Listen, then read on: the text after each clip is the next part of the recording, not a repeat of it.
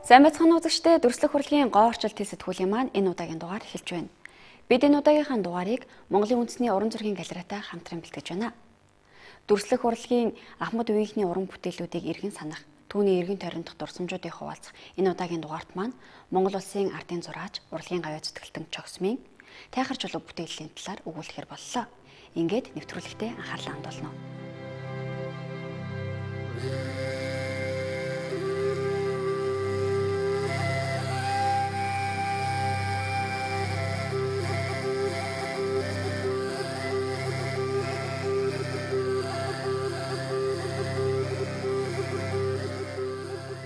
Монголын уран зургийн галерей 1921 оноос эхлэж Монголын сар улсын уран бүтээлчдийн сар улсын бүтээлүүдийг цуглуулж Монгол улсын сан хамрагт хадгалж байгаа байгууллага юм аа. Тэгээд өнгөрсөн болон одоо ирээдүйд бүтээгдэх уран бүтээлчдийн шилдэг бүтээлүүд манай дээр хадгалагдчихсан зэрэгтэй уран бүтээлч нартайгаа ард олон нийттэй үзэгч, шимтгч хүмүүстэй хамтарч төр засгийн зүгээс дэмжлэг авч урлагийн гайхамшигт ертөнцөөр аялуулах ийм зорилготой байгууллага байгаамаа. Цаашид манай байгууллага менежментийн шинжилэл хийж уран бүтээлч нартайгаа илүү ойр дотн ажиллаж, урлаг шимтгчтэйгээ илүү ойр дотн ажиллах зорилт тавьж байгаа. Уран зургийн галерейн брэнд бүтээгдэхүүн гэж юу байгаа. Тэндээс бол манай уран бүтээлч ардын зураач төрийн шагналт Чогсмын тайхар чулуу, за тэгээд цэвжуугаа, азаргын ноцолдон, одонгоон ажлын дараа гэх мэтчлэн дэлхийн нийтэд танигдсан томоохон уран бүтээлүүд манай дээр байгаа юм.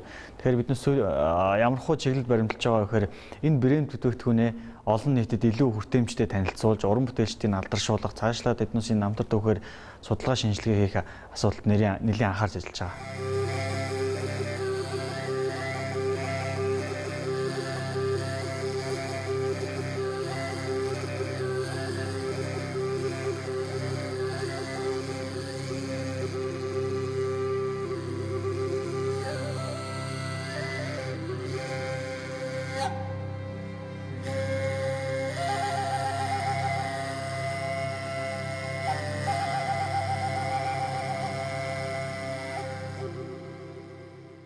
За өнөөдөр амар амгалан айлтгая.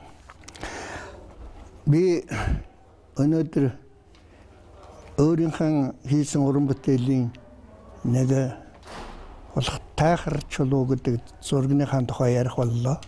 Тайхар чулуу бол 300 гаруй бичиг үсгийн дурсгалыг багтаасан Эренчин багшийн тодорхойлсноор том гэрэлт чулуу бичигт ийм том хөшөө. Энэ зурагт энэ тайхар гэдэг үгийг авсан явдал бол тайхрын домог зүүн сэтгэлгээнд үндэслэж ард түмний өнөөгийн дүрдэрхийг бүтээх гэсэн сэтгэл эрлийн үзүүрт бүтээгдсэн ийм тойрол гэж хэлж болох юм аа. Тэгэхээр миний өөрийн гэсэн нэг тийм уран бүтээлийн зорилт байд юм л да. Юу гэхээр ер нь дэлхийн нэрт урлаг судлаачид, агуй уран бүтээлчид урлаг гэдэг бол ерөөсөө бодит амьдралын тол гэсэн ийм нэг зарчмыг баримталдаг. Тэр би бол одоо мөн тэр зарчмыг бол хүндэтгэн үзэж өөрийнхөө хийсэн уран бүтээлд өөртөө харагдсан, үзэгдсэн юу хийж бүтээгснийхэн одоо тол мэт ил тод илэрхийлэх юм хүсэлтэй байдаг. Тэрнийгаач баримталж бүх уран бүтээлдэн бол одоо тэр бодит амьдралыг бол жинхэнэ олон түмэнд бодитойгоор харуулж ойлгохтойгоор хийдэг ийм зарчимтай юм аа.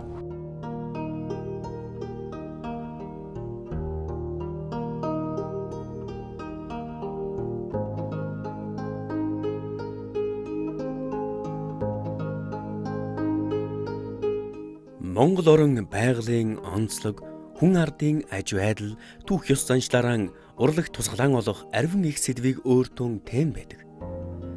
Харин зураачид бодит амьдралын алтан агшныг сэтгэлдэн зурглан түүнийг цааснаа буулгах нь урлаг гэлтэй.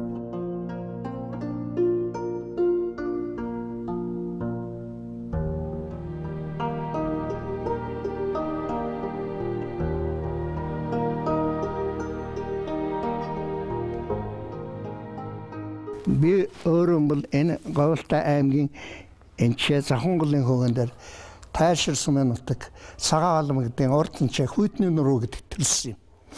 За тэр хугацаанд би энэ хан тайшрын нурууны зүүн талд 9 нас хүртэл эмээ өвөө дээр өссөн хөдөөний хүүхэд. Миний эцэг их бол одоо төвд ажил хийдэг юм байсан. Тэгээд 1939 онд одоогоос 60 гаруй жилийн тэртээ 70 жилийн тэртээ 90 гаруй жилийн тэртээ тэр нутгаас Улаанбаатарт ажиллахаар явахдаа өр хүүхдэн аваад ингээд шуудангийн машин суусан. Тэр үеийн шуудангийн машин бол зис яаз гэж юм 3 машин байсан.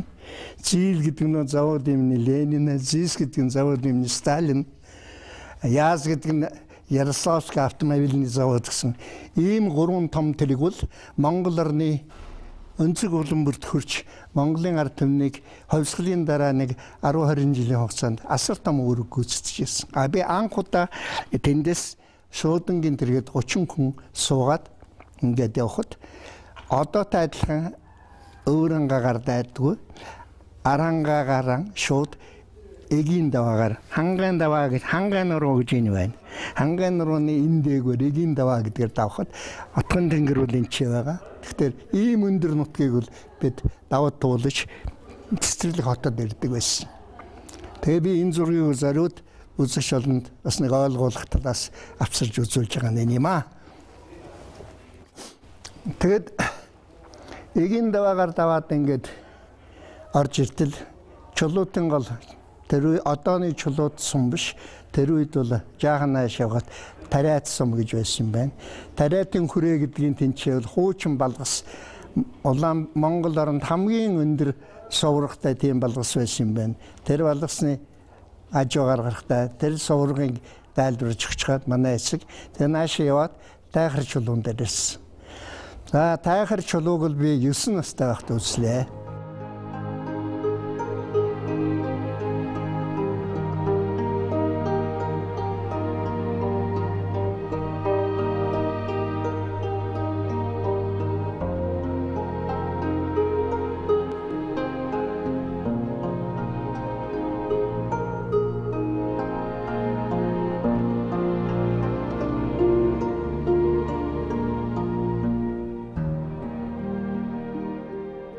Цэцэрлэг хотын ард одоо байгаа өндөр уулын ард хойд тамир урсдаг. Ард талд нь бол одоо тайхын улаан толгой байдаг. Энэ хооронд бол хойд тамирын хөндий нэлээд их талтай юм газар цорын ганц асар том өндөр цохой чулуу байсныг очиж үзэхэд үнэхээр гайхалтай. Очсон үзсэн хүн болгонд өнөө хүртэл гэсэн гайхалтай байдаг. Тэгэхээр тэр үед бол би машинаас буучгаад очир зүггүй тойрч гүйжсэн санаж байна. За тэгээд манай эцэг бол яг уу сонин болгож ард түмний домгоос нэг юм ярьсал да юу гэхээр энэ газар усанд нутгийн ард иргэдийг айлгсан айхтар том могоо амьдардаг байжээ. Тэр могоо авраг том нүхнээ сайн байн гарч ирээд ард олны ахуй амьдралд маш их гамшиг нүүрлүүлдэг гинэ. Гэтэл тэр нутгийн баатар бүх үлэгт авраг могооны нүхийг асар том чулуугаар бүглэж түүнээс хойш авраг могооч ахин харагдсангүй ард иргэдч амар тайван амьдрах болсон гэдгээ.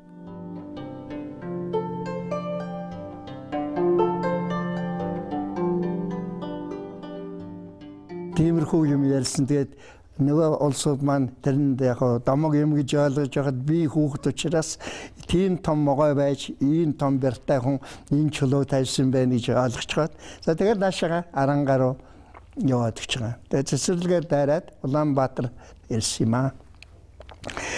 Тэр үеийн байгалийн байдал үнэхээр гоё сайхан байсан. Зүгээр дунд нь би эпизодлууд нэг жишээ хэлэхэд машин зам төрөд салаар зам байсан. Одоо тайлхан юм олон машин яваагүй зүгээр нэг юм салаа дундаа өвстэй.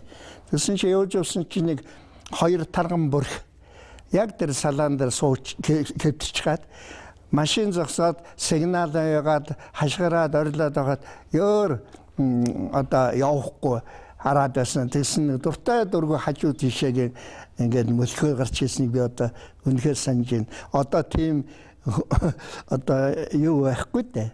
Даруу байхгүй болсон шүү дээ. Үнэхээр тийм ээ. Газар шороо байгаль ертөнцийн гайхамшиг үлгэр домог болж 20 дугаар зууны байгалийн байдал өнөөдөр дурсамж болон яригдж байгаа шиг энэ цаг үеч мөн улиран одох үзье. Иймээс л нутаг орны сэдвт зураг бүтээлүүд хамгийн үнцэнтэй нь байж түүнийг харах бүрт өнгөрсөнд зочлох мэдрэмж сэтгэлд ургадаг үзье. Тухайлбал тайхар чулуу бүтээлэл гэхэд бүтээлчийнхэн бүхий л амьдралын тухай хүүрнэж чадах төдийгүй тухайн нийгмийн амьдралыг номын хуудас өгөх мэт илэн далангүй хүүрнэх юм. За ингээд Улаанбаатар дээр сургуулиуд сусаар байгаад эсийн бүлэгт нь зураач болчихлоо. За зураач болчиход байж идэл 1957 онд Англиас 2 эрдэмтэн хүн ирсэн. Тэр нь Smollett Bowden гэж 2 хүн. Тэр 2 хүн ирээд тэр 2 хүнийг би үйлчлэх даалгавар авсан. Ингээд ахаад Монгол орноор явахдаа тайхар чулуу үзүүлэх болсон. Тайхар чулуун дээр аваад ассан. Тэгэхэд яг тэр үед Эрдэнэтэн Латимер гэдэг хүн өөрийнхөө хүүтэй очичихсан байлаа. Ингээд тайхар чулуунд хөдөөгийн бирлээгөө ирчихсэн байсан.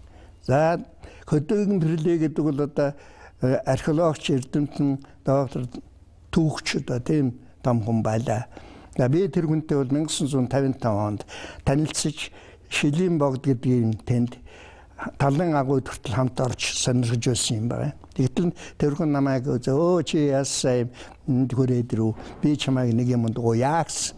За юу гэсэн чинь наашийн тайхар чулуун дээр байгаа хадны зургуудыг энэ бичсэн зүйлүүдийг надад калкин дээр буулгаж өгөөч гэж. Тэгээ би тэнийг тойроод бол 10 зураг буулгаж өгсөн юм аа. Зураг бичиг юм. Тэгээд өдөөгийн бирлэг бол тэр материалыг авсан. Тэр үед би тайхар чулуу одоо анх удаа энэ бол өнөртний юм. Гэхдээ ийм их баялаг түүхэн материалтай гэж ойлгоогүй байсан. Ингээд одоо тэнд бол сэтгэл хөдөлж ингэж байсан.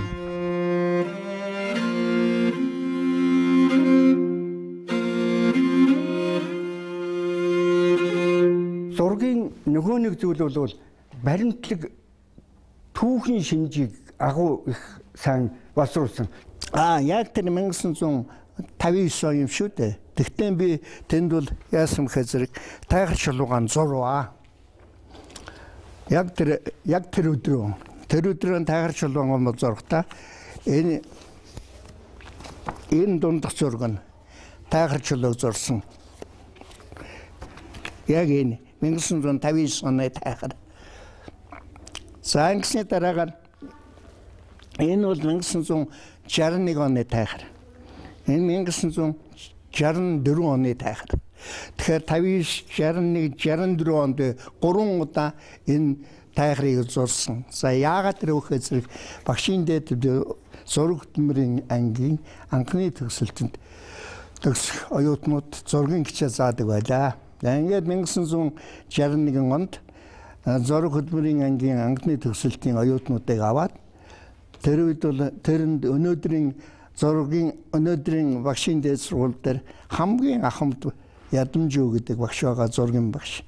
Тэр хүн тэр үед дөнгөж төгсөөд одоо надтай хамт багшилж эхлэх үе байсан. Гэхдээ яг тэр үедээ оюутан байсан.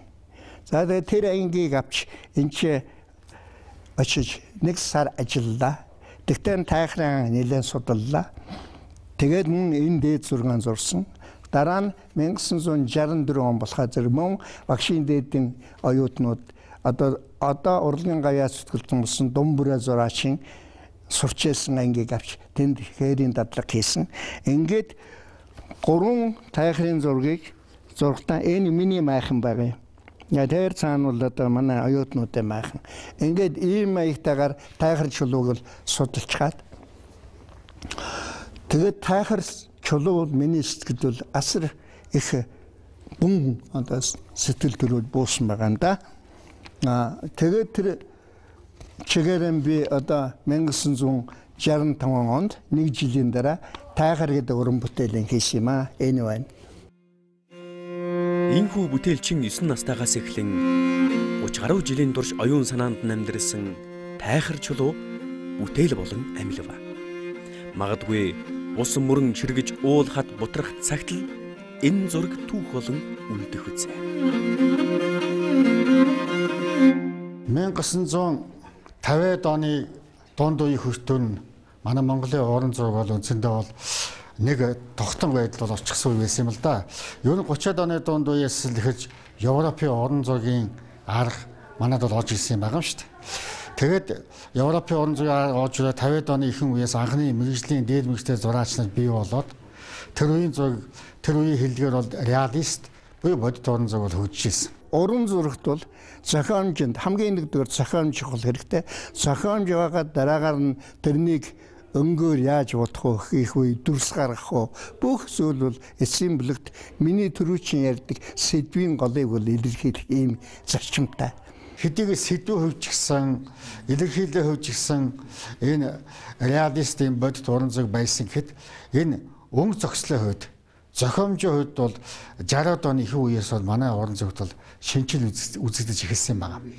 За энэ шинжилийг бий болгосон зураачийн нэг нь бол яхаар аргагүй юм чогсон зураач юм байгаамаа.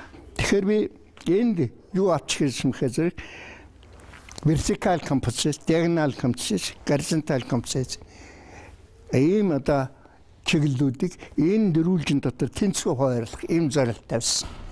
Ингэж хийдгийн зорилт юу гэхээр үздэг хардаг хүн удаан хугацаагаар харах юм бол энэ зураг уншигдана. Түргэн харах юм бол хормхон зур ингээд харахад нэг чулуул байна, нэг мартай хүн байна. Тэгж ойлгоход. Энэ бол хэдэн жилээр харж болно, удаан харж болно. Ганц энэ зурагшилдэ. Ер нь бол дэлхийн урлагийг бол тэгж л зурагдаар өгдөг.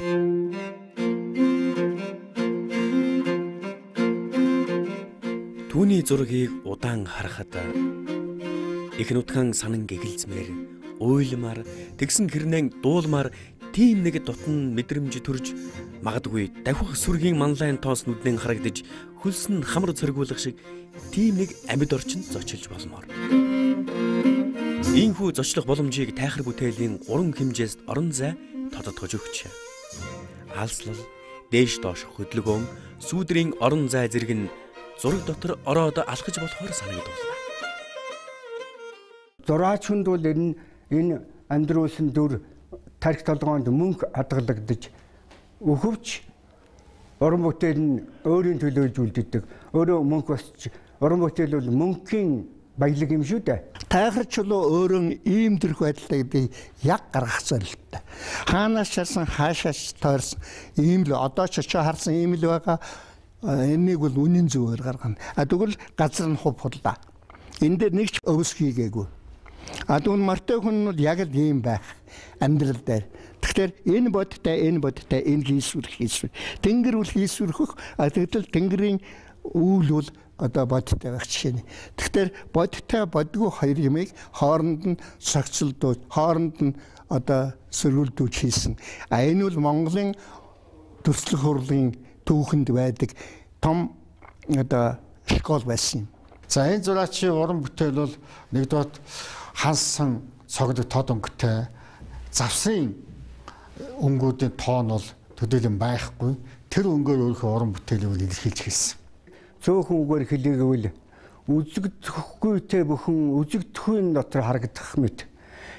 Энэ бүтээлүүдийг үзэхэд Монголын ард түмэн бол бясалгагч хүн сэтгэлгээтэн ард түмэн түүний энэ бүтээлүүдийг үзэхэд Монголын ард түмний зураг дүрсэл, Монгол зураг, мөн өрн дахнаас Монгол нэвтээсэн уран зураг хоёрын зааг бэлчид дээр бүтээгдсэн мэт сэтгэл төрдөг. За энэ бол яг манай Монголын Монгол зургийн уламжилт бол энэ өнгийн хансан тод өнгүүдийн хоорондын зогслоор илэрхийлсэн уран бүтээл бол манай уран зурагт бий л дээ. Гэхдээ Европын урлагт бол энэ 20-р зууны ихэнх үеэр 19-р зууны төгсөл 20-р зууны ихэнх үеэр пост импрессионизм гэдэг. Энэ бол импрессионизмын дараах үргэлжлэн орж ирсэн.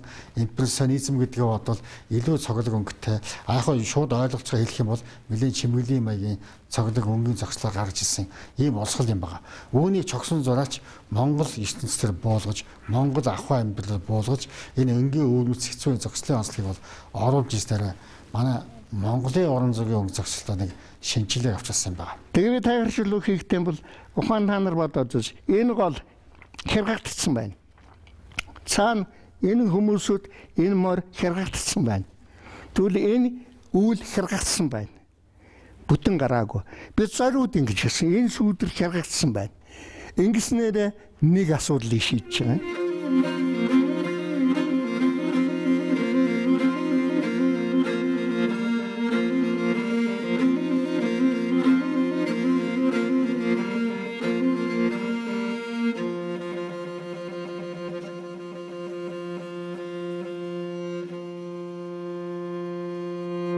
Тэгэхээр энд бол байгаа олон хүмүүсүүд бол миний шавнаар 64 оны Думбрагийн ангийнхан хичээлээ хийгээд байж байгаа. Энэ бол би өөрөө байгаа юм.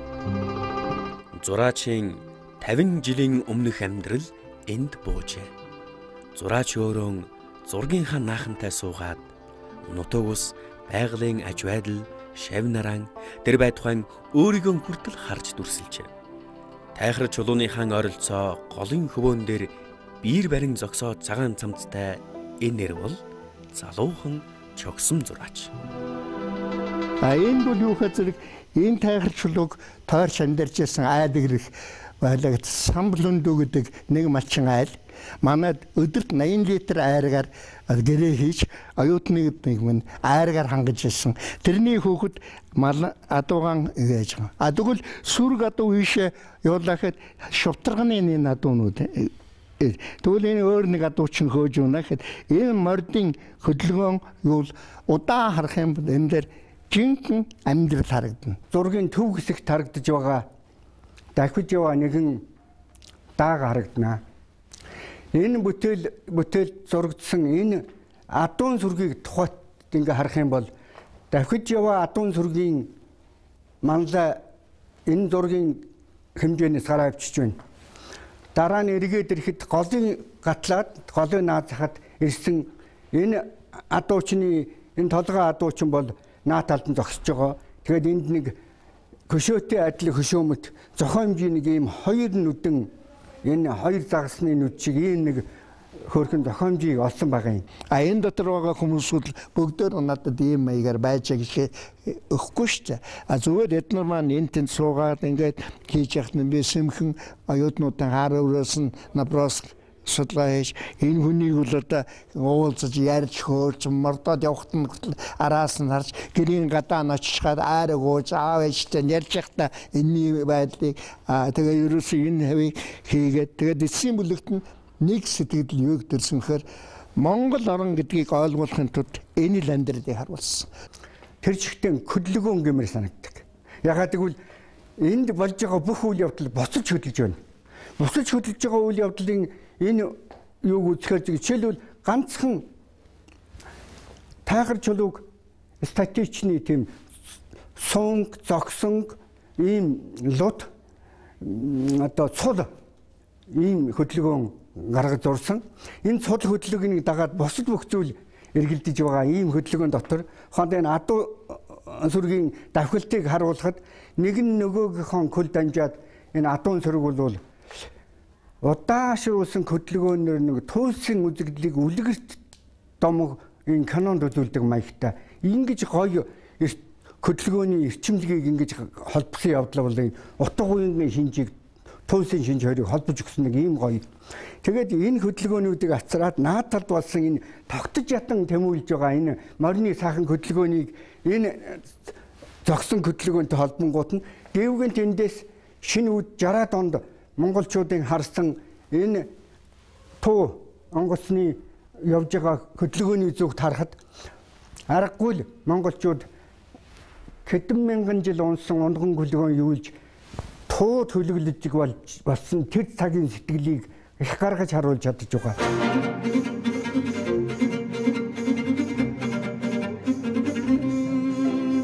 Аимшигт дайны дараа жил бөмбөг тээдэг онгоц хүн тээвэрлэх боллоо.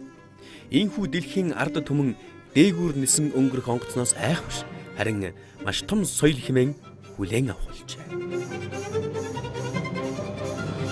Манай оюутнуудтайгаа хамт бид нар шинэ яавах зэрэг тайхарын дээшээ гол шидэж бүгдөө тайхрын оройдоор гарлаа. Тайхрын оройдоор гарч алсан бараа харж байлаа. Хойд уулын оройдоор гараад би судалбар хийсэн. Тэр талд нэг жоохон шагаа шиг тайхар харагдж байгаа. Тэгээд энэ мэт чинь ингээ дараагаар нь би Цэцэрлэг хот руу хаяа явхад чинь тайгарчлуу холдсоор тэр хойно нэг голын хөөн дээр ганцхан жоохон юм үлддэг. Би цагаан даваад явах жишээ нь. Ийм их сонин хажууд нь очиад харахад бол ийм харагддаг. Ийм л юм байгаа юм да. Тэгээд би тайгарчлууг тэр олон талаас нь харж байгаа хамгийн сүүлд нь энэ зүгээр юм гэж хойд талаас нь зүүн хойд талаас нь шахуу харж энэ зургийг зурсан ийм юм байгаа. Энэ талаас харагдахдаа өглөө биш, өдөр биш. Заавал энэ орой байх нь их чухал. Үдээс хойш. Тэгэхээр зэрэг гэрэл сүүдрийн хувьд би бүтээлч хүний хувьд яаж өнгийн болох вэ? Ямар үед би нэг үйлбэрхсэн үед зурх уу, бороотой үед зурх уу, эсвэл салхитай үед зурх уу, эсвэл намун сайхан өдрийн үед зурх уу гэдгийг судалсаар хагаад яг энэ үед л зуръя гэж. Ер нь уран бүтээлийг уран сайхныг илэрхийлсүү дээ. Тухайн бүтээлчин өөрийнхөө санааг өөрхийн сэтгэлийг уран сайхнаар илэрхийлж идэг чинь уран бүтээл болдог. Түүнээс амьдрал дээр байгаа юм үзэгдэл болгоныг дуурайн зурснаас уран бүтээл биш юм. Тайгар чулуун маань сүүлдээ юу гэхээр Японд 2003 онд манай Монголын дүрслэх хурлын одоо танай галерейгаас аваад явсан. Өн эртнээс өнөө хүртэлх олон бүтээлийг аваач 5 хотод үзэгсэн байгууллагатай бүтэн жил байгуулсан. Тэр бүтэн жил байгуулсныхаа дараагаар энийг номыг хэвлэж гаргахдаа энэ дээр бол Японы зүгээс энийг ингэж хэвлсэн юм. Япон улс бол Монголын дүрслэх хурлыг маш өндөр үнэлж энэ төлхүүрийн зөвлөлтийг миний тайхраар хийсэн. Хэдэн 100 мянган хувиар. Хажууд нь энэ үзэгсэлд очсон говийг бол бас хийсэн.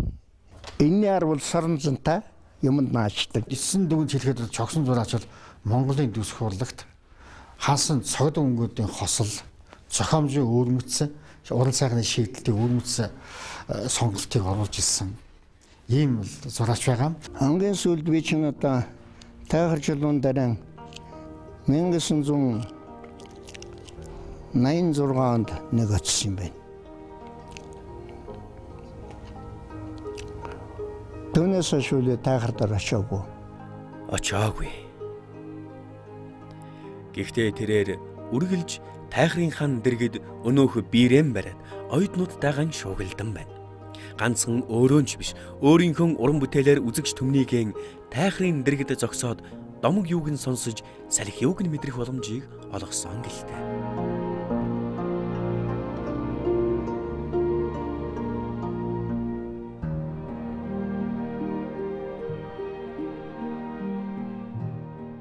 Тайхрыгаан би одоо хайрладаг.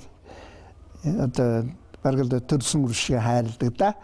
Тэгэд өөрөө кичгээд өөрөө хараад бахархаад сууж яадаг. 85 шахуу насны сүүдэр зоглсон энэ сайхан үед ард түмэндээ уран бүтээлэн тайлбарлаад өөрийн биеэр саяын гээгээр үсууга жогсон багштай уран бүтээлийн цаашдын их амжилт хүсье. Амьдралд нь аз жаргал сайн сайхан бүхнийг хүсье. Монголын 1960-аас 1970-ад оны үеийн бодит амьдралыг өгүүлсэн Чогсмын тайхар чулуу бүтээлийг та бүхэн Монголын үндэсний уран зургийн галерейд очиж үзэх боломжтой.